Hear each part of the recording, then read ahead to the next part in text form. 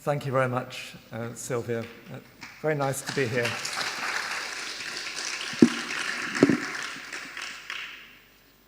As Sylvia said, my name's John Walters. I'm the editor and co-owner of iMagazine, which is this magazine. I'm going to show you a lot of flat images on the screen, but it is actually a physical magazine that's rather nice to touch and hold, and you're very welcome to come up and look at it later.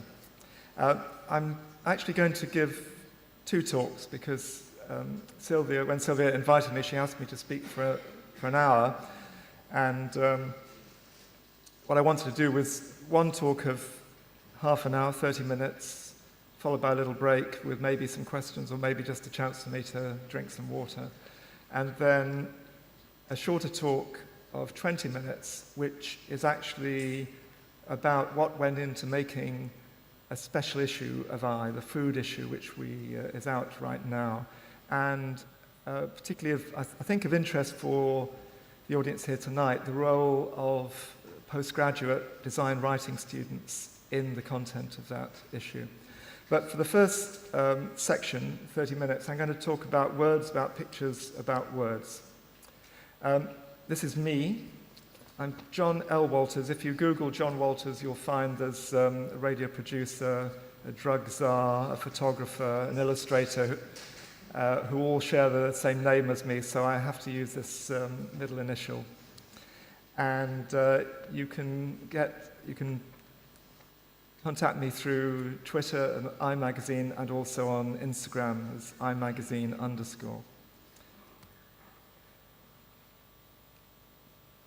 And in the first part, I'm going to talk about making a magazine from the point of view of an editor and talk about some of the details that go into that process. The magazine has an in-between role in culture and history and literature. It's not as regular and wide-ranging as a daily newspaper. It's not as substantial and specialist as a book. Its economic survival depends on a mixture of support from readers, sales and subscription, and from advertising and sponsors. The eclecticism and mixed authorship of an authoritative magazine may be seen as its strength, but all these factors can also be seen as a weakness, since magazines are not documented or treasured in the manner of books. In addition, a magazine is made of words and images, and the ways in which those go together is the result of a series of decisions and negotiations made by several people, rarely one single leader or author, even though there may be a hierarchy of power within that magazine. Sometimes magazines and journals are talked about as if they are mainly about words and writing, and therefore spring spontaneously and magically from the heads of their editors and writers. As an aside, I've just seen a new movie documentary by Martin Scorsese and David Tedeschi called The 50-Year Argument, which is a great movie-length documentary about the New York Review of Books. And this is a very good documentary. I do recommend you see it when it becomes available next month. But the documentary hardly mentions the visual or material aspect of that magazine, even though the fingerprints of the late illustrator David Levine are all over the movie because his highly memorable caricatures are shown all through the documentary. But Levine is nevertheless never mentioned by name, nor really is there very much about the use of type and the use of layout and the way the covers work, which my feeling is that's actually a very important part of the way you enjoy and understand and access the New York Review of Books. Conversely, some see magazines as a graphic phenomenon because, as I put on my previous slide, the magazine is a great playground for the designer's long-standing preoccupation with type and image. But if you were to make an interesting magazine, those pictures and words have to be about something, and that content is usually determined by each magazine's editorial team and its relationship with its readership. So what's that content? It's words and pictures. It's pictures that illustrate stories that are told in words. Stories that are told in pictures with accompanying words. Words about pictures about words. The images I'm showing tonight, by the way, are spreads, double-page spreads taken from issues of iMagazine over the past 2 or 3 years. This is included partly because I think it's a great article, an interview by Mark Thompson, and it's also an early introduction to the next guest in this series of lectures, Peter Billack. So make sure you're all here for Peter's talk in 2 weeks' time. Is that correct? Yeah.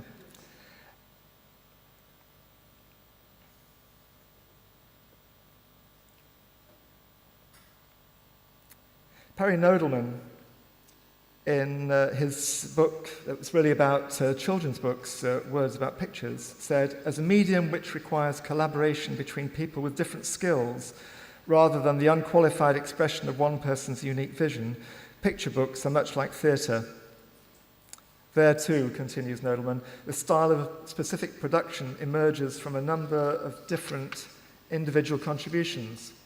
And there too, style is less significantly an expression of individual personality rather than the source of meaning.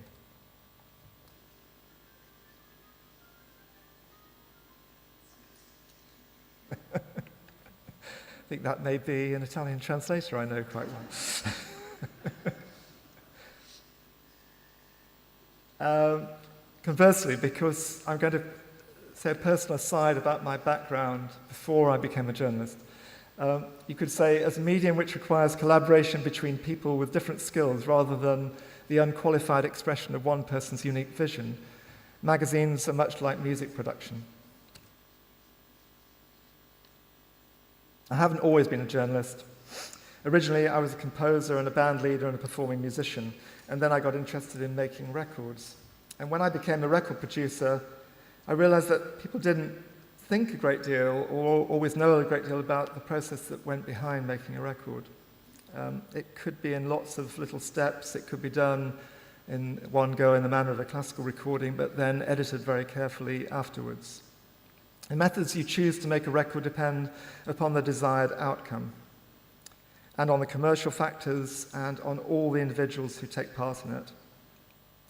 The record producer, which I was for a few years, isn't always the most important person in the process, nor is he or she always well known. But the record production team are often the people who make sure the record gets started, that things happen in the right order, and that it gets out of the door. From the outside, this might seem like non-stop creativity, and sometimes that's how it feels, but sometimes it's just about getting things out of the door, which is a phrase my colleague and business partner Simon Esterson likes to say when we're just trying to get something finished and out of the door and off to the next stage, which is the printer. The small decisions you make when you're making a record are all about the details of sound and style and length, the low-level creativity, the kind of thing that graphic designers and typeface designers do all the time.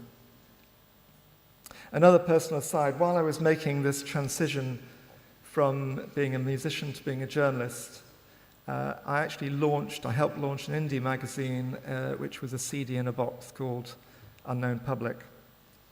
I'm not going to spend very much talking about this, but this is just to give you a sense of where I came from and how I made this rather odd jump from being a musician to being an editor.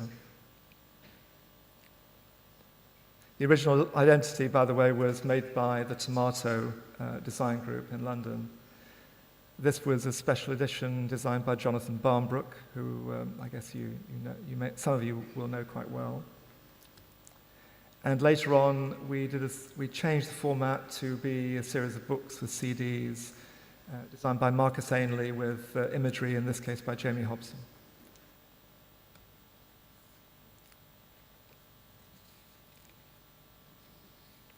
So when I entered the world of magazines more than 20 years ago, despite my lack of experience, I already knew something about the processes involved in getting things done. I was used to the idea of spending my day in front of a computer, dealing with different people of widely varying temperament, including a few quite fragile egos, and making small decisions and small negotiations. I was well versed in low-level creativity, but in journalism, instead of trying to improve the 20-second intro to a pop song, I was trying to improve the 100-word intro to a magazine feature. Instead of thinking about notes and sounds, I now had to pay attention to words and pictures.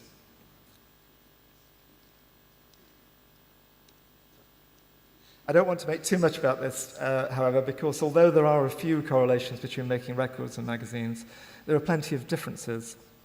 And the magazine world is the one that dominates my life. As Sylvia said just now, I'm one of the owners of the magazine. Until 6 years ago, iMagazine was owned by a succession of big magazine publishers. So we were really a kind of highfalutin trade journal. We were a business magazine, and we were seen as part of a suite of business magazines owned by various publishers. At one time, we shared premises with magazines like Seafood International and Meats Trades Journal. And then later, when we went to Haymarket Publishing, we shared open plan office spaces with magazines about marketing and advertising. And what happened just before the global financial crash of 2008, that Simon and myself and a third partner, Hannah Tyson, negotiated to buy the magazine from Haymarket. We're very glad we did that, and it's now a completely independent magazine. So it's been an interesting journey because we're now part of a new world of indie magazines. There's a lot of quite young magazine moguls around now making fantastic magazines on all sorts of subjects, often led or at least directed by graphic design practices, because as I said earlier, the magazine is a great playground for graphic design, but also initiated by writers and editors who feel there's a space in the market, there's a space in the culture that needs a different kind of magazine. And there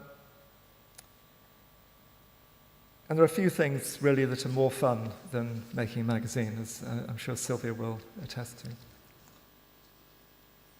William Owen, in this very good book made just at the cusp of the change of electronic culture in 1991, William Owen said, "The ephemeral nature of magazines is their strength. There is no better place to make mistakes."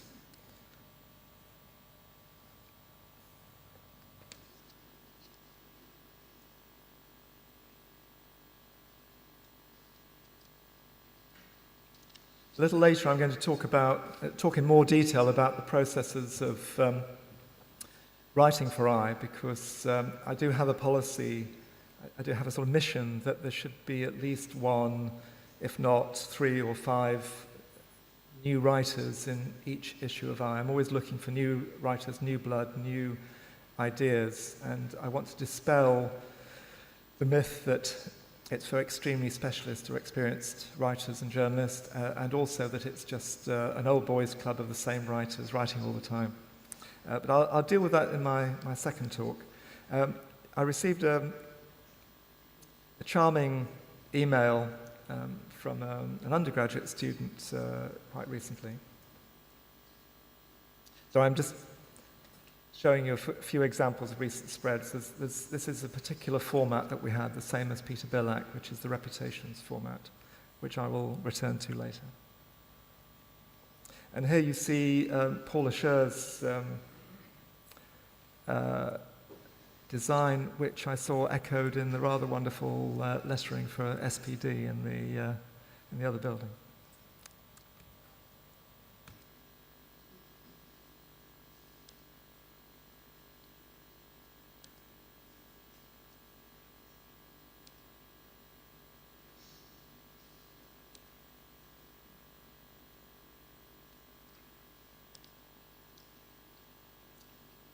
The email I received said, "I was surprised when you said that anyone in the room could write for I. If you have any advice for young design writers, I would be happy to receive it." And although I've received quite a few emails like this, I thought, I tried to give this a little bit of thought and to be encouraging. And I said, keep reading other writers and think about the way they write and the way they describe and explain visual material.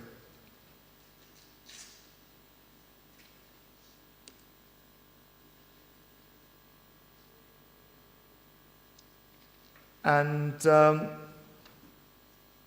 I'm going to talk in the next part of this, talk about the whole idea of the picture caption, the idea that we're actually writing to pictures, that the pictures are there for the words of the original article, but a lot of the words you put into a magazine are directly inspired or they're required by the pictures and the way the pictures are art directed within that magazine.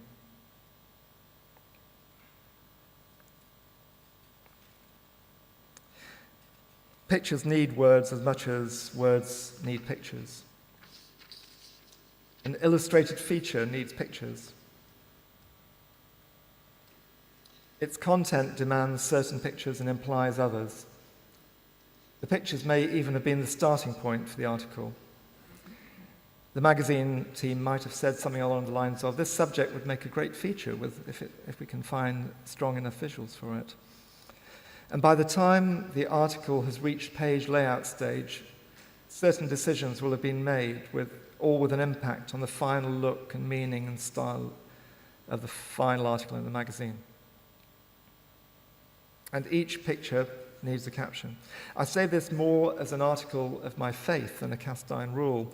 I know there are some magazines in all sectors that don't put captions to each picture, either because they think it's obvious or they don't know what to say about the pictures. There's a certain kind of magazine that uses photography in a more ambient way, which is meant to induce a mood in the reader rather than necessarily inform them about the picture's contents. And the word caption embraces many different kinds of writing and framing information. The editor, Harold Evans, in his book Pictures on a Page, which is about photojournalism, graphics, and picture editing. So a book that first came out in 1978 and hasn't really been equaled. There isn't really another book quite as good as that. Harold Evans said, "Our curiosity requires more information which can be supplied only by words."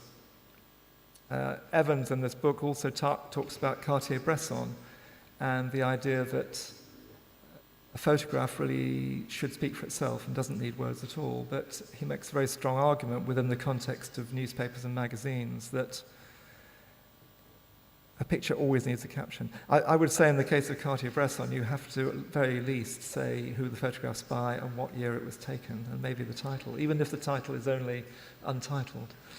But I'm going to give you an example now of some caption writing, if you like, rather unconventional caption writing from a special issue that we did a year or so ago, which was this magazine about it was a special issue about Monotype, the type corporation, which was founded at the end of the 19th century and has gone through very many changes and still persists, has a big exhibition on in New York right this minute called Century, which is about a century of type.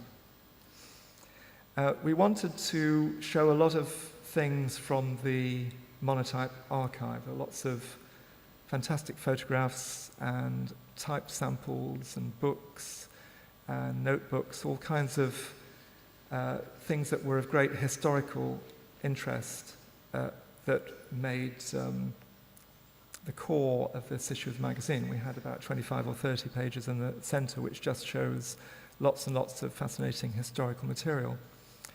But we also felt this was a story about technology, and we wanted to show the machines that we used to make Monotype type, the Monotype caster, which was the foundation of this subject. So we had a series of double-page spreads showing a Monotype caster, and along the bottom of this we have a large type caption. Monotype was one of the great technology startups of the Victorian era, and its complex new system for setting and casting type transformed the world of publishing. Monotype Corporation rapidly became an industrial giant that employed thousands. The caster's ability to produce individual pieces of hot metal type at speed in justified galleys was the breakthrough that industrialized printing and transformed the role of the type designer.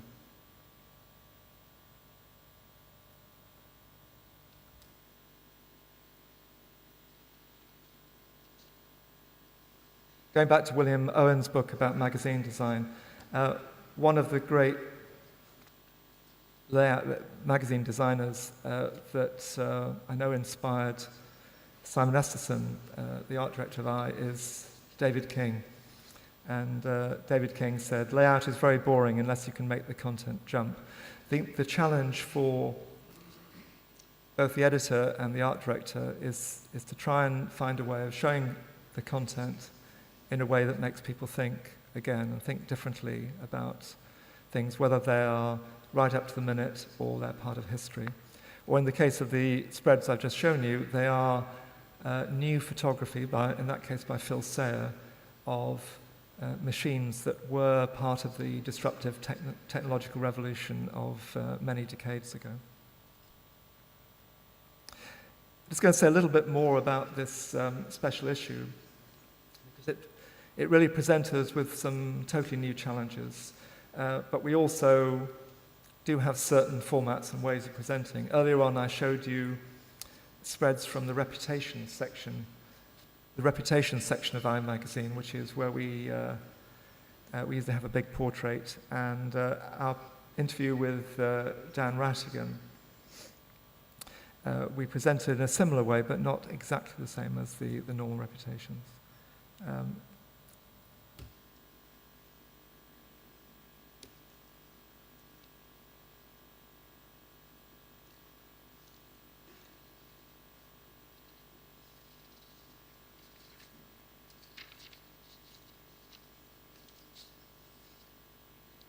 In the case of Man and Machine, this is I-84, the monotype special issue again, we conceive this as a photo essay that would have words about and by the subject, a monotype operator called Neil Winter, who you see there working with the machine. We went to Whittington Press, which is in a couple of sheds in the middle of the country in England. And they have a working monotype caster of some vintage. Happily, Neil Winter has a twin career. He also repairs old motorbikes, as well as being trained in typesetting and casting type. So he's a perfect person both to operate the machine and to make sure it's in good working order. But in this case, we decided that rather than to commission an article that would, we get a writer to write a certain number of words and then illustrate his article, we decided to start with the pictures, start with the photo essay, and then write long captions to accompany it. In fact, there are two layers of captions. There are the large type captions that explain broadly what's going on, and then the smaller captions which go into a little more detail. This is really a mind-bogglingly complex piece of technology, and at the same time we felt that a lot of our readers, even some of the older readers, were still too young to have seen a lot of this technology in action in its heyday.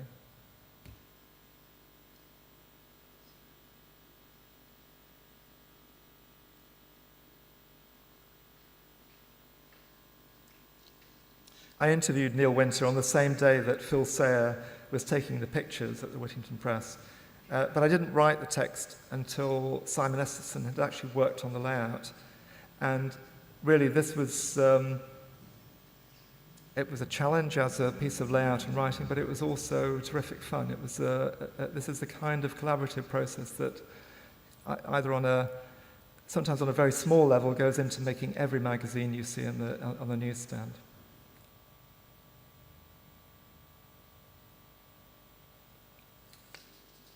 I was looking for examples of academic writing that touched on some of the issues that I think about, or at least have at the back of my mind when I'm working on a magazine. And I was directed to, oh, by the way, there's some of the thousands who were employed by Monotype back in their heyday. This is another example, I think, of Simon Esterson making the layout jump. We had a fantastic archive photo, and he used it full bleed across the double-page spread. We also had, fairly late on in the process of this issue, we had the gift of a tape recording, a previously lost tape recording of Beatrice Ward being interviewed on Australian radio. Sarah de Bont found it. Sarah de Bont, the Belgian designer, found it while doing research in the St Bride Printing Library in London. And she presented it as part of an I magazine archive night we did at St Bride. Then we transcribed the interview, and we included the interview as part of our Monotype special. Beatrice Ward, if you don't know her, well, as it says here, she's well known for the essay The Crystal Goblet, and she was also the publicity manager for the Monotype Corporation and behind a lot of their publications. We also featured an extract from an article by Stanley Morrison, one of the very influential figures within Monotype at that time. And there's a short film that's just become available online about Times New Roman, which features a number of designers, including Jonathan Barnbrook and Neville Brody and Simon Esterson, all talking about the different aspects of Times New Roman. I recommend it. In fact, if you look on I's Twitter feed, you'll find a link to that video right now. But to go back to looking for writing, academic writing about words and pictures, this I found spoke to me, and I hope it speaks to you. The actual text in a picture book is merely the most local and literal of a vast series of unspoken words that the pictures imply and depend on. Although pictures are not literally manifestations of language, they imply and are sustained by many different codes of signification, orderly structures of meaning that are actually unspoken texts. And that really made me realize that when you make a magazine, it's actually full of unspoken texts. It's this big collection of images that you pull together as you're preparing to make the final version of the magazine. Which takes me neatly to a feature that actually references Harry Nodelman and his book Words About Pictures, which is really about children's picture books. And this is a word which, an article which almost seems to defy words and pictures, because it's in I-85, this issue, and it's an article about wordless books by Claire Walters.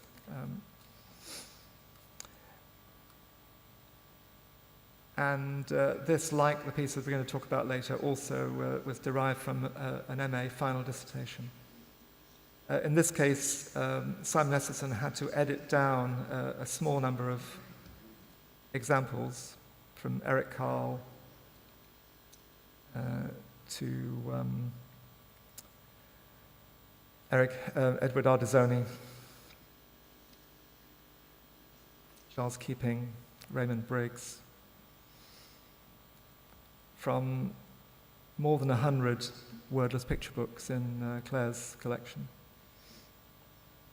And we were able to cover all the different ways in which wordless picture books for children can tell stories, as either in a sequential manner or sometimes within the picture itself.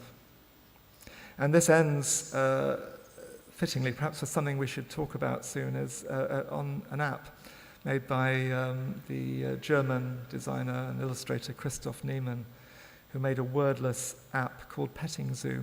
Although I was amused to receive a publisher's catalogue yesterday telling me that Petting Zoo, the app, has now been turned into a piece of print.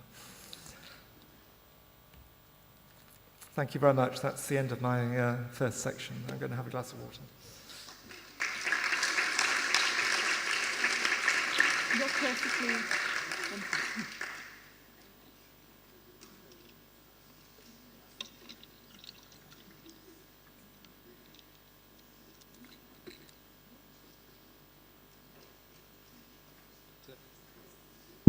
Okay, it works. So we've got some time now to start asking John a few questions regarding what he has presented so far. And so if anyone has any curiosity, they can either ask directly in English or I can translate for them. So does anyone have a specific question about what was presented so far?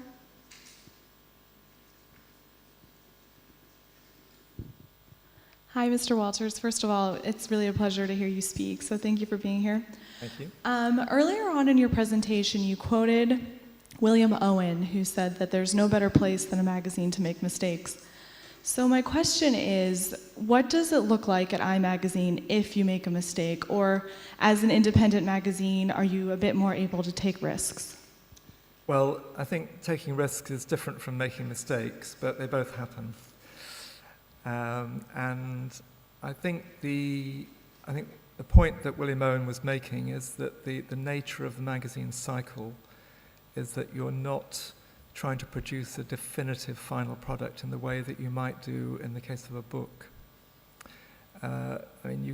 Although of course in the state of contemporary publishing, some books are absolutely full of mistakes at the moment, as we all know. But you're often, with the case of publishing a book, you're looking for some sort of final argument. In the case of a magazine, even though you try and do the best you can with that particular article, it feels more like a work in progress. And you do have to get a magazine out and then get on with the next magazine. And I think that the great thing from the point of view of the art director and the editor is to go back to the point I'm going to talk about a little later with you can take a risk with new writers in the way a book publisher wouldn't dream of, perhaps, of taking someone straight out of university and giving the whole book. But in the framework of a magazine blog to start with, or in the framework of a review at the back of the issue, at the back of the magazine, or a shorter article, you can really take a risk with a new writer and form a relationship with that writer that can produce fresh ideas and new aspects. And to answer your question about other indie magazines, I think it's very exciting now that people who don't necessarily have a magazine background are playing with a magazine format, and they're making discoveries that people like myself and Simon Esterson might not make because we are quite experienced magazine journalists. Thank you.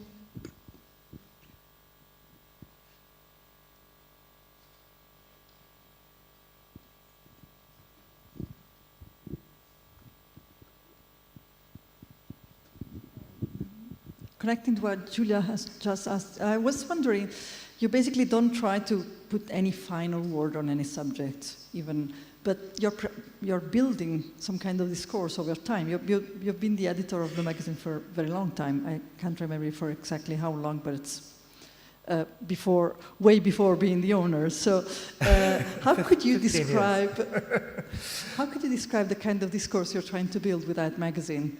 Because each magazine represents a different point of view on the field of graphic design. And of course, as readers, we have our own idea what iMagazine is. But how would you describe what you're trying to build over time with the magazine? Well, our subtitle, which we've used right from the beginning, I mean, before my time, when Rick Poyner and Stephen Coates founded the magazine, it's always been called the International Review of Graphic Design.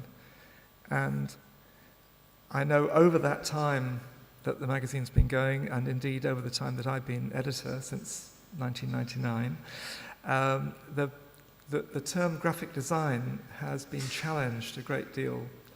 There was a point where people preferred to use terms such as visual communication or communication design. I feel that the term graphic design is still a good central point, because it seems to me that people who are making apps, they're making interaction design, they're doing web design, they're doing super graphics on the side of buildings, they're doing magazines and books and posters, all the things that we used to think of graphic design, that graphic design and a graphic design sensibility usually lies at the heart of all those things. And even when you go into areas that seem to be a little bit outside the core design, for example, the article about wordless books, what's fascinating is you discover that some of the great wordless books artists began there, like Leo Leoni, for example, was art director at Fortune magazine before he became better known as a children's book author and illustrator. So it seems to me that there's a kind of great nexus, a great kind of set of interconnecting lines that all cross through graphic design somewhere. And that's as true of a newspaper. A newspaper has to be made every day. New York Review of Books has to be made slightly less frequently, but it's still done in a much less consciously designed way, but these are all examples of graphic design. So it feels to me that there's a lot of things within the culture that we have still to cover. There's a lot more things that we can cover within an I magazine. Is that a question? Oh, no. James. You and I belong to a generation that was brought up on printed paper. But now we are in a situation where thousands of young people are studying graphic design in universities all over Europe and America too, and where printed paper is not probably the key business, the core business. I don't need any convincing that I prefer printed paper. I prefer to read print on paper than on a screen. But I suppose you must have some contact with young people in design universities, maybe London College of Communication or other schools in London or in England.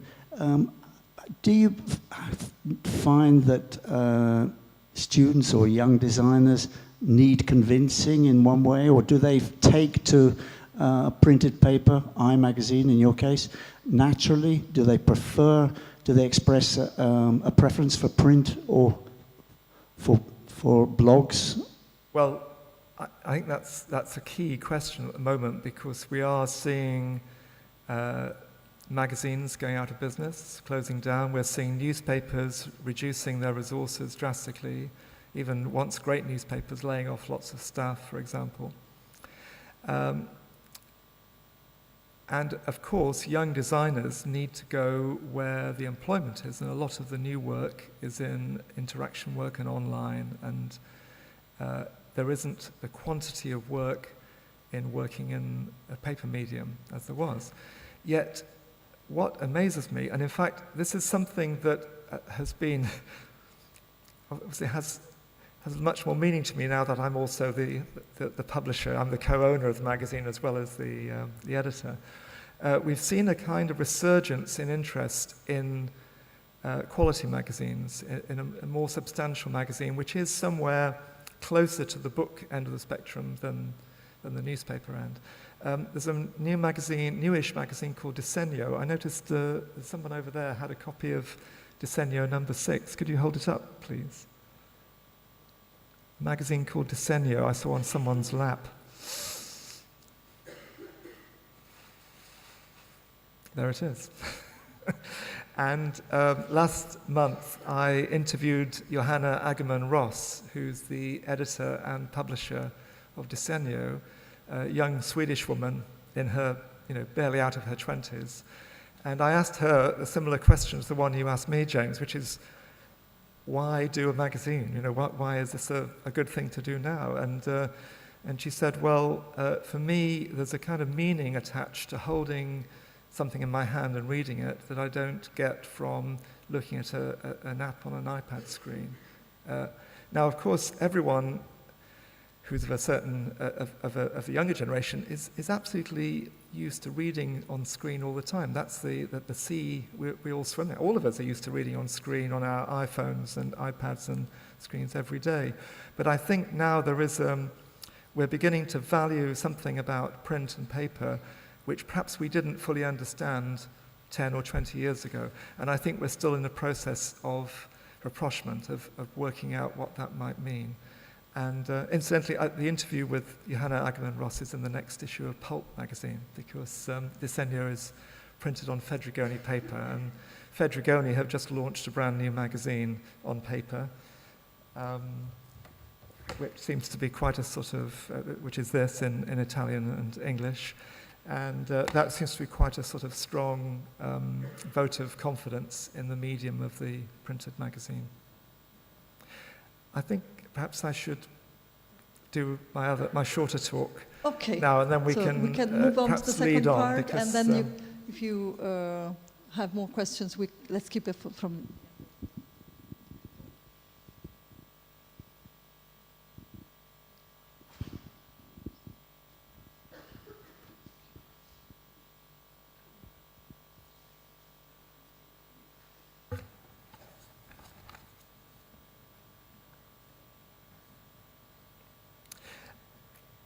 So I'm going to talk about a different special issue of magazine, which again was, I suppose, taking a risk, as I was asked about before, and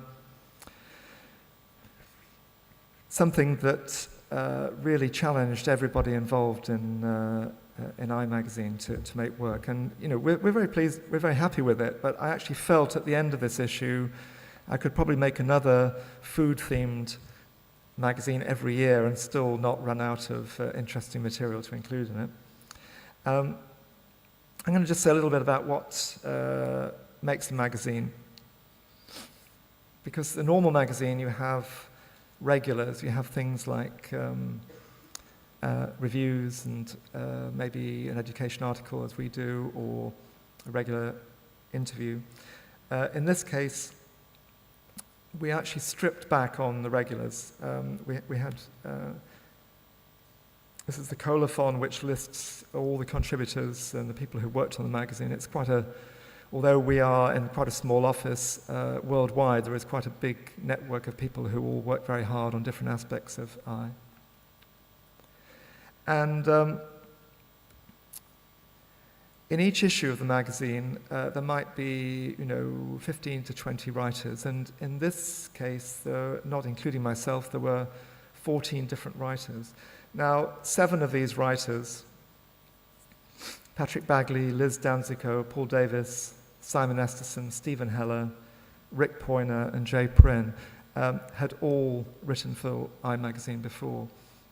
Jay is also our art editor, and has been for about 7 or 8 years. And Rick Poyner, of course, is a great writer and the person who actually made I happen in the first place back in 1990.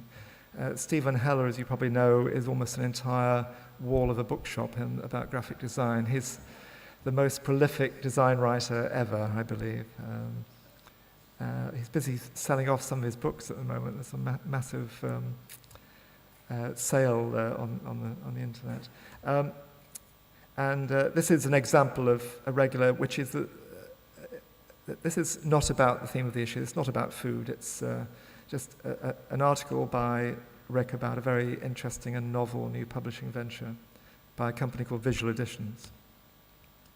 But then, as part of this issue, we had 7 writers who'd never written for the print edition of iMagazine before. Andrea Belius, Tom Harrod, Anna Keeley, Paul Kears, Richard Kryzak, Dionysus Livanis, and Sarah Snaith. And 3 of them were recently graduated, recent MA graduates of design writing courses. I only realized this actually when we finished the magazine, that there was this connection, but it was very, very pleasing to know this. This is one more regular in the issue called Picture, which is not quite food, it's about heroin. And Graham McIndoe is a photographer who collected the little baggies that heroin goes in and documented them into a photo project. Graham, going back to the words and pictures things, Graham isn't really a writer, so I asked Tom Harrod, who's a recent graduate of Royal College of Art's writing program, which is led by David Crowley, to talk to Graham and write a little piece about it. So this is in effect an extended caption for a photo essay. But the bulk of this issue is all about food and lots of different aspects of food. And we featured, well, I'll read what I've written. What makes it special? We need a theme such as typography or music or the city of Berlin that will stimulate our contributors and enable us to pull material together and provide opportunities for visual and factual research and also for serendipity. Because once you decide on a theme, once you tell people you have a theme, new ideas will emerge. That's what I mean by serendipity. The food theme has been at the back of our minds for some time, and the first item to go into the folder, because I keep a little folder on my laptop and on my Mac at work with all the next few numbers of I going right up to I-91. But the first one to go into the food issue was an article by Patrick Bagley, which was based, I think, on a lunch with Simon Esterson, when talked about Len Deighton, the spy thriller writer, the author of the Ipcress File, who also was the author of a series of kind of comic book strips which taught single men how to cook. The next on the slate with this issue was an interview with Louise Philly, whose work for restaurants, cafes and food brands we thought worth showing. And we have thought for a long time, but we were kind of waiting for the food issue to make it work. She's also very articulate, which makes her a good subject for a Q&A style interview, which is the format we have for Reputations. So Liz Danzico, who has written, I think, 2 or 3 other earlier pieces for I, went to interview Liz in New York at her studio. Then this subject came through the Royal College of Art's critical writing program. David Crowley, who is the tutor there, but also quite a regular, quite a prolific contributor to I as a writer, told me that Tom Harrod, one of his students, was writing about the glazes on food and about the shape of food and about artificial aspects of food. And I had several phone conversations with Tom to see if he was happy. He sent me a copy of his dissertation, which was about 10,000 words, and we had a chat to see if he could turn this very long dissertation into a much shorter article for I, and he was very happy to do that.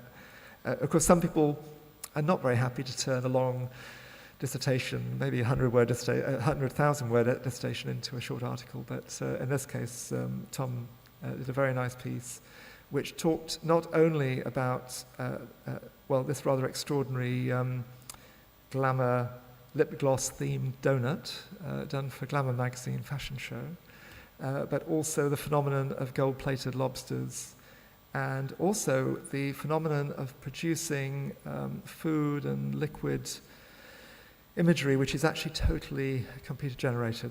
The image in the top right-hand corner, which is a kind of bourbon type liquid, is completely the product of computer imagery. Then Sarah Snaith, who has been helping me part-time at iMagazine on the iMagazine blog and events page for some time, was a graduate of the Design, Writing, Criticism course at the London College of Communication. And her final dissertation was about food magazines, because we talked earlier about the indie magazine phenomenon. And I would say a very high proportion of those, maybe 40, even 50% of the most exciting new indie magazines are about food or drink in some way. The only difficulty was Sarah started work on this project, research for this project, several years ago, and by the time she came to write the article for I, some of those magazines had disappeared, and many new magazines had appeared. So this was a constantly evolving piece as we changed things around. And sadly, the magazine you see on the opening spread, Fire and Knives, as we were close to going to press, Fire and Nine decided to stop publishing altogether. So it's a little elegy for that magazine.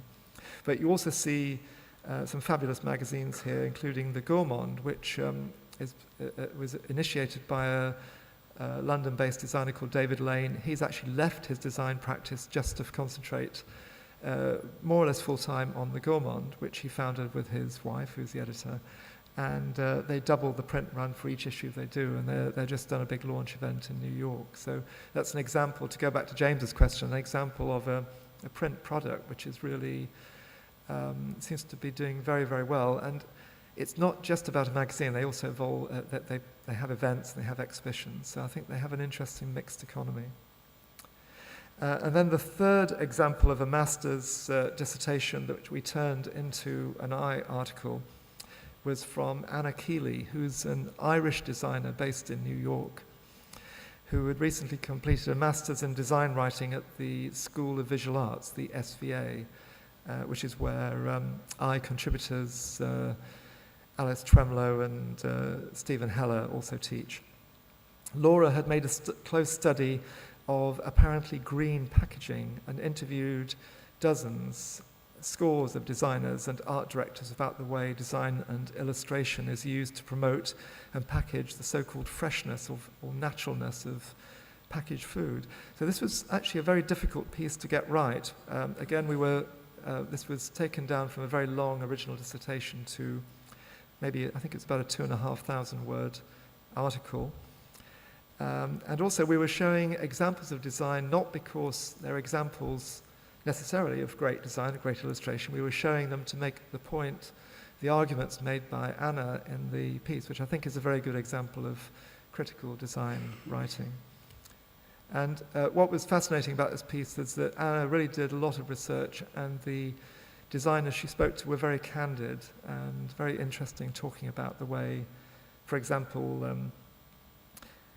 the use of the tomato in the left-hand corner, the image on the bottle of ketchup. Grown, not made, they discovered was a phrase they could use about this. Go very quickly through other pieces.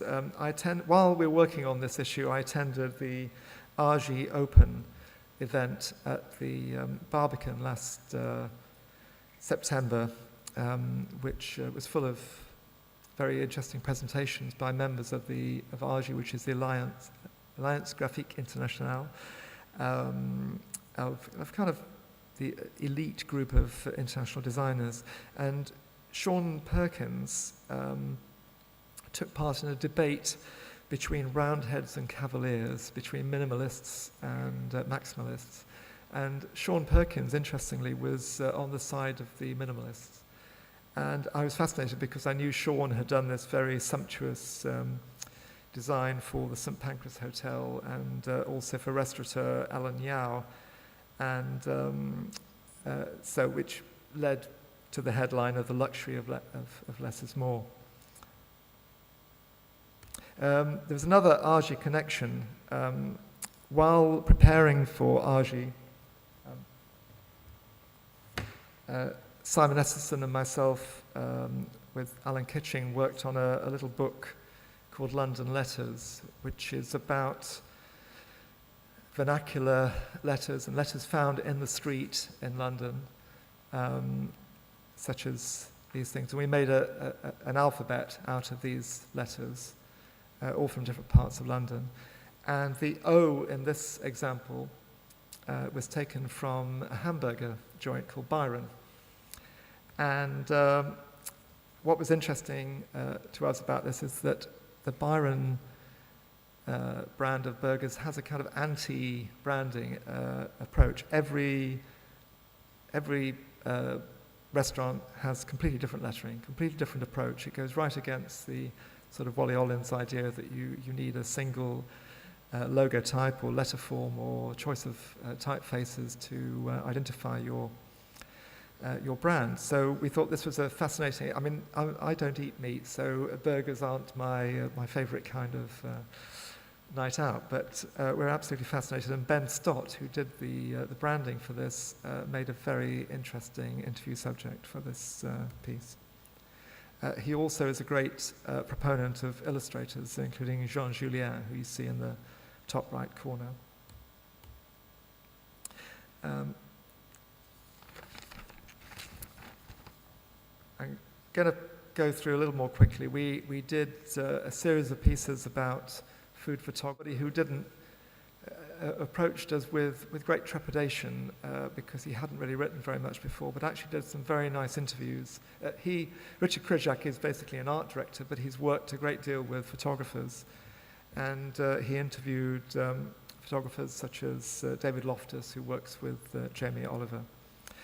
We also commissioned a writer called Paul Kears, who was a founding editor of GQ in the UK, to write about wine labels and beer labels.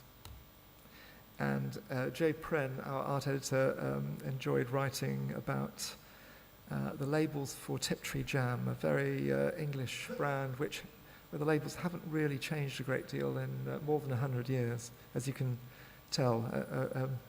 I think that might be the original jam in the jar at the far left. And then Simon Esterson also wrote about the ultra-modern kind of Swiss modernism approach to Sainsbury's packaging in the 60s. And this was a case of finding an archive. Well, in both these cases, we found a very good archive of interesting graphic material that really hadn't been seen a great deal.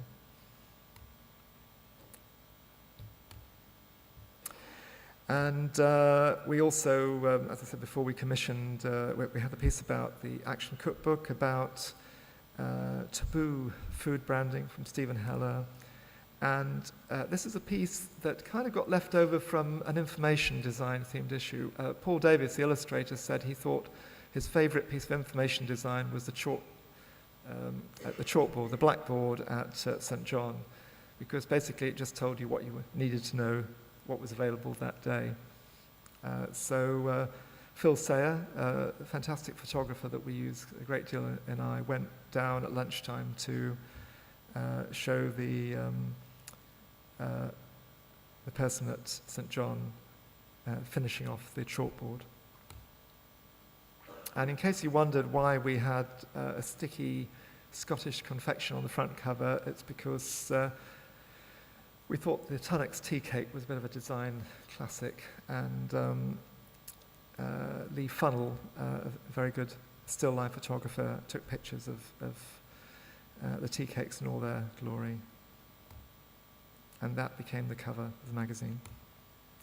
Again, this is how you find us, and thank you very much for listening.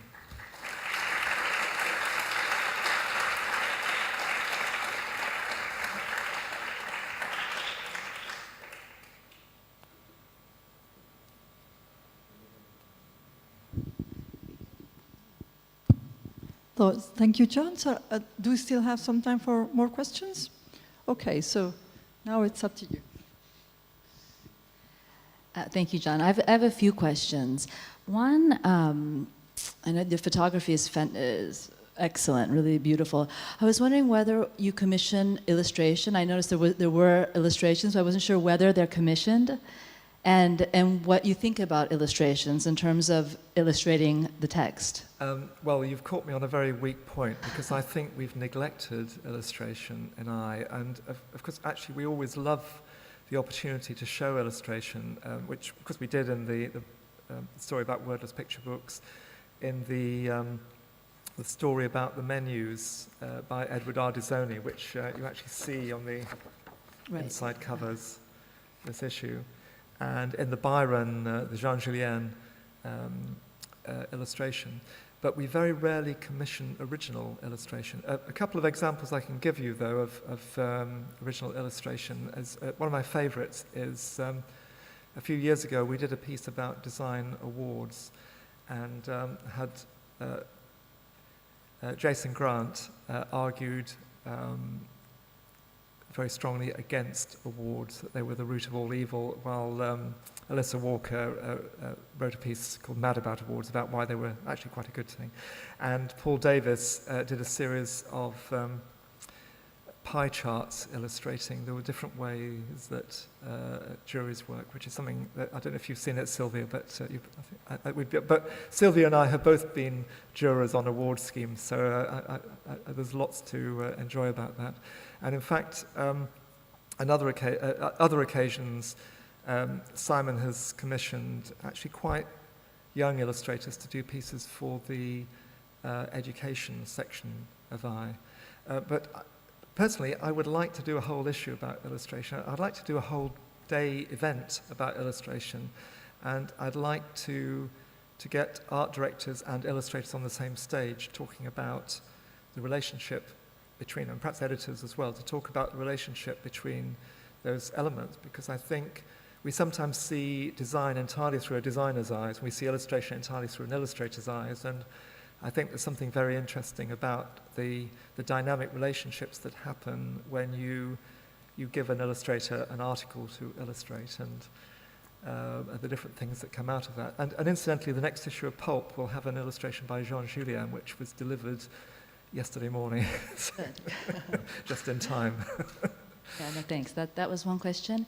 And the other one was, as I'm also part of Lazy Dog Press, an independent publisher like yourself, finances and economics are obviously very, very important. And for us, we're 100%, we rely 100% on book sales. I wanted to ask, in terms of a magazine, or in terms of iMagazine, what percentage would be advertising, subscription?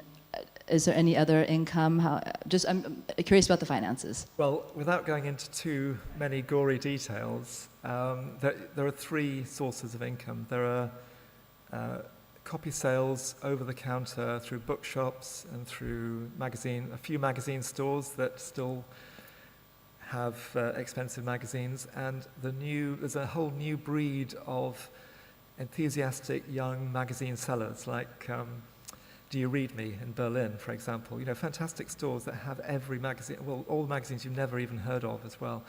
And so those copy sales are a very important source, and that's also how you find new readers. We have subscribers, and in a way, subscribers are the most important part, because they're people who commit to buying 4 issues at a time.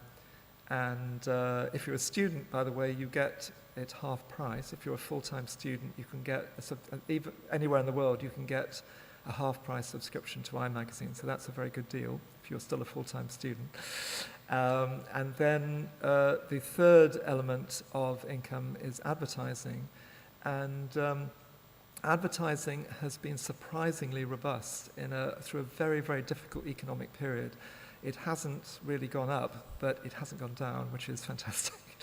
And we have very loyal advertisers, including all these wonderful type foundries run by people like Peter Billig, who you must come and see in 2 weeks' time, Commercial Type, and or too many to mention. There are Jeremy Tankard, lots of fantastically loyal type foundries who've been advertisers with us for maybe 5, 10, even 20 years. So that's the mixed economy. I think there was a hand somewhere there.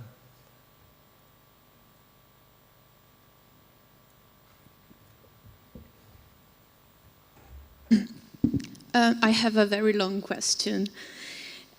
You already talk about the fascination of paper and the materiality of this medium, but don't you think that the new digital medium can add something or offer something to magazine and their way of telling stories?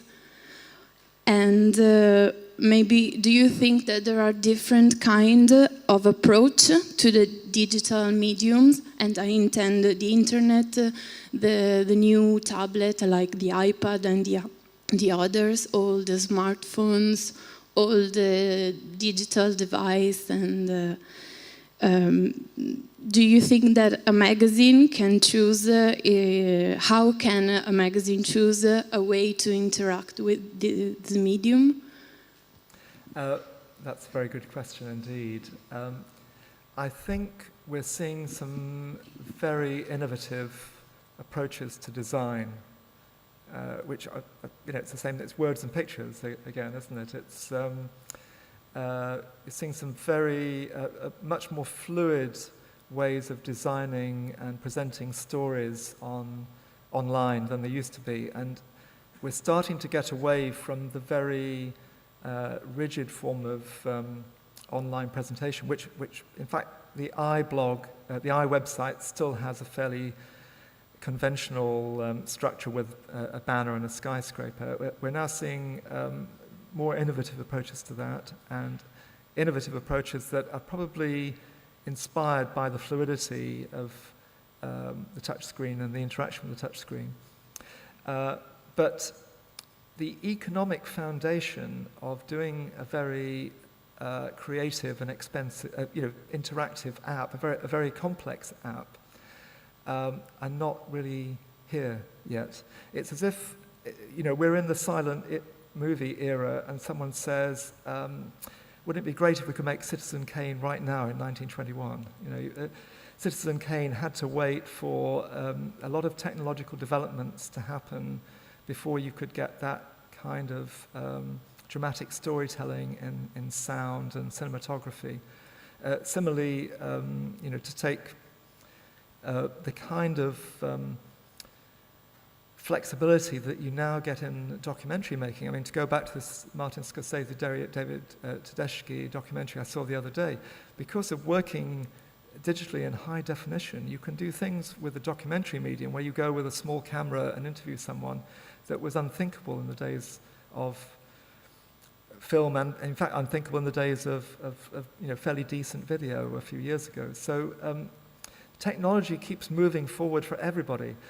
The kind of things that we're doing in print now are using print technology that didn't exist 5 or 6 years ago. Some of the approaches to coating, some of the approaches that are happening with digital print. In fact, you can now do variable data for print covers and so on. So to answer your question, I think technology moves forward, and you have to kind of catch the bits of technology that are right for you at that moment. For example, to go back to the innovative apps, there was a fantastic app for a magazine called Eureka. Is anyone familiar with Eureka, which was a science supplement to the Times in London? Designed by someone I know quite well called Matt Curtis, who was really given a lot of freedom to do very adventurous, fantastic things. It was a printed magazine on better paper than newsprint, and very innovative use of infographics and photography, but the app took that to another dimension. But it was, I believe, it was quite expensive to make, and I don't think it had a kind of, go back to Debbie's point, I don't think there was a sort of economic structure in advertising or sales that would sustain it for more than, maybe a couple of years or something. Now, in the future, maybe someone will take some of those innovations of Eureka, or maybe Eureka itself will even return and become a fantastic app that people will either want to pay for or people will want to pay advertising dollars for. So I think we're in a very interesting state of flux between all the different media at the moment. And I don't know if was your question also meant to be why haven't we made an app for iMagazine? When the iPad launched, it was about 4 years ago, I think. It was spring 2010. I went to an event on the eve of the launch where we had all sorts of people, very techno-evangelists, we had bookbinders, we had all kinds of people talking about what this brave new world was going to mean.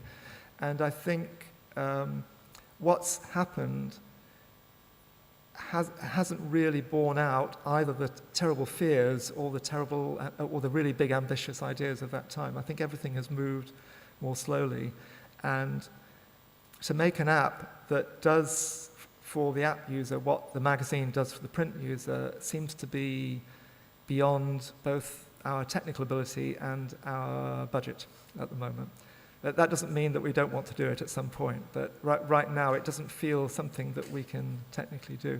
And I mean, the most difficult challenge next for us, I think, is to make a website that looks half decent on a smartphone.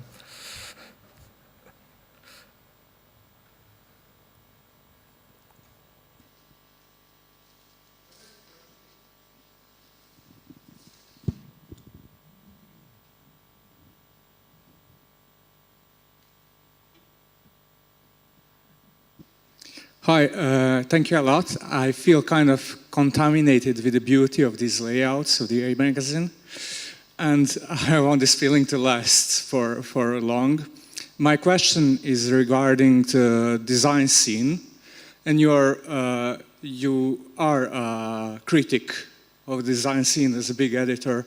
So what do you think about the latest tendencies in design? And I kind of feel the amount of new designers, new celebrities is like going wild now. I mean, every day you open the Behance and there are some new guys with new stuff. And 10 years ago, it was a bit different, you know. You had maybe 5 big names and they lasted for much longer. So, I also can see that some of these new guys can last maybe 1 month and they just disappear. So what do you think about this? What is really happening there? That's a great question. A similar thing came up when I gave a talk for students in Bournemouth a few years ago. There is a lot of pressure. Now, we're in a very competitive world and there are a lot more designers coming out of the undergraduate courses, coming out of the MA courses than there were even 5 or 10 years ago. So there's that need to kind of make a mark. And you get a practice, for example, design practice like Carson Wilker or Neasden Control Center. They made books within the first 2 years of their practice to make a kind of noise. And that is much more like being a pop group. It's like, you know, I've got a... Remember, I was in the music industry. It feels to me, it feels very similar to that. At the same time, you have the, you saw very briefly, I showed the Reputations interviews we feature in I with Massimo Vignelli very, very late on in his life, sadly passed away just a few weeks ago. And you have someone with a very substantial reputation talking about their life and looking back. Sometimes we'll feature somebody who's at a kind of midpoint in their career. The next issue of I will feature an interview with Irma Boom.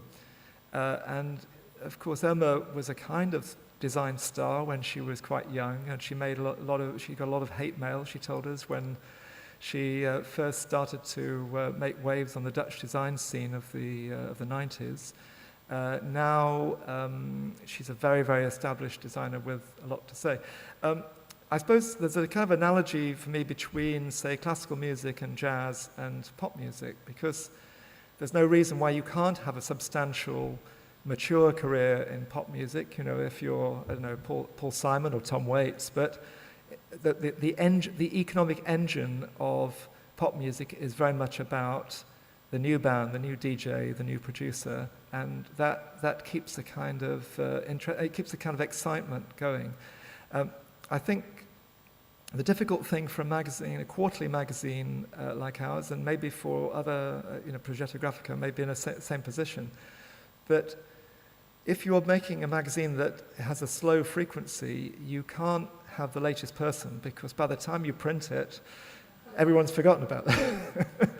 But on the other hand, you can sometimes you have a little hunch about someone is doing something great, and just thinking about, to think back on interviews that we've done of someone less well known among the wider community. I interviewed Carsten Schmidt, who's interactive designer, also known as Toxie, because I saw him give a presentation at Flash on the Beach in Brighton. And it was all his work. He doesn't produce print at all. All his work is completely in the digital domain.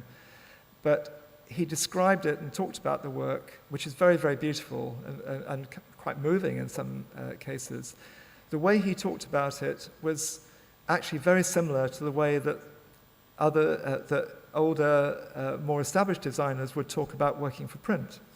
That a lot of the processes go back to, we are the International Review of Graphic Design. The processes, the negotiation with clients, the kind of aesthetic compromises, they all exist in the digital domain just as much as they exist in the print world. And he made a great subject. And I've met designers who were very thrilled to see someone like Carsten featured in the pages of I, because it felt that it was, and they were quite right, it felt that it's quite difficult in print to show the full extent of how good his work is.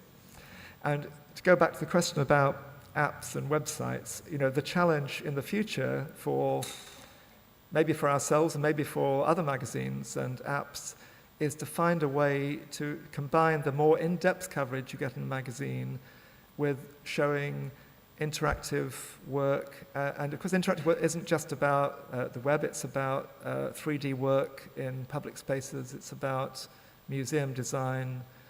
We did a feature about Lust, for example, in their museum work in a recent issue. There's a challenge to show things that happen within the 3D space more. But to be positive about what you say, to make the pop music analogy, there will be people who will disappear, but there will be people who make fantastic work, and they will come through. And then maybe in 10 years' time, we'll give them a big reputations piece in I, and that will be. Then we can look. They can talk about their early stardom and how it nearly killed them. Sorry, does that answer your question, or have I said too much?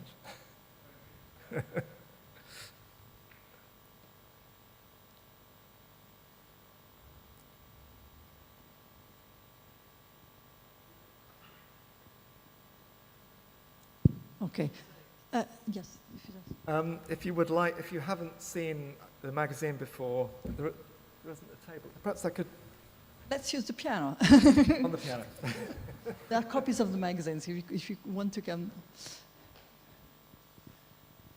So we can start a different kind of conversation. Let me just ask one last question, because now that you're independent, doing a magazine is not enough. You're doing many other things that make the magazine visible and help to grow interested in the magazine. So how much of your time goes into producing a magazine, and how much of it goes into the blog or organizing events or all the other things that you do in order to keep attention on our magazine? I don't know. It just seems to never end. My wife will attest.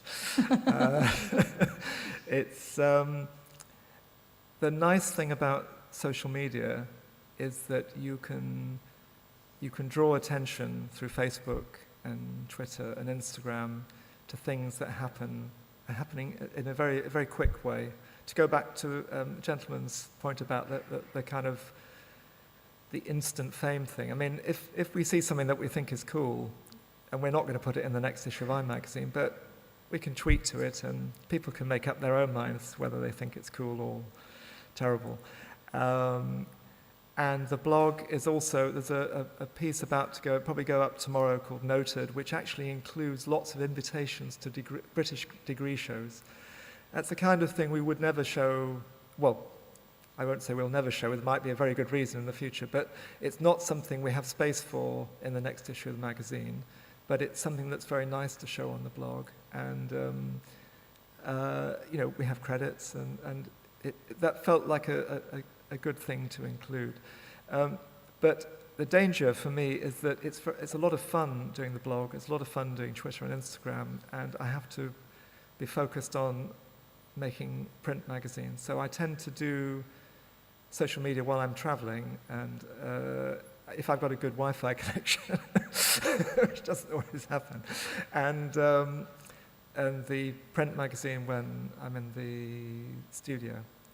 And the events, are also, well, I mean, tonight is a lot of fun as well, but organising an event, we did an event at St Bride.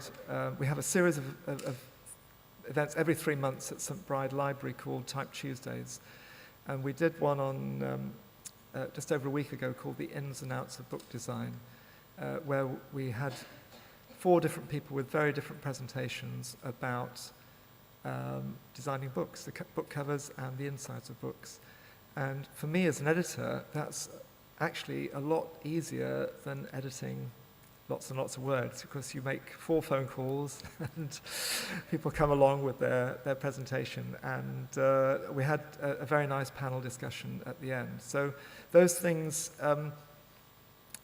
they don't make money. In fact, sometimes they even lose money, but we think they're very important because they're another way that people make discoveries. They discover not only the designers and the writers who are presenting that day, they discover iMagazine, they discover what's happening at St Bride, which, as some of you in the audience know, is a fantastic resource. If you go to London, you get a chance to go to St Bride on a Wednesday, which is the only day it's open now. It's an amazing resource for printing history and type history. So these things, I feel they're a kind of, it's part of the mixed economy of making a magazine work in the modern world. Are there any other questions? Okay, so we can say thank you, John, and come and have a look at the magazines here.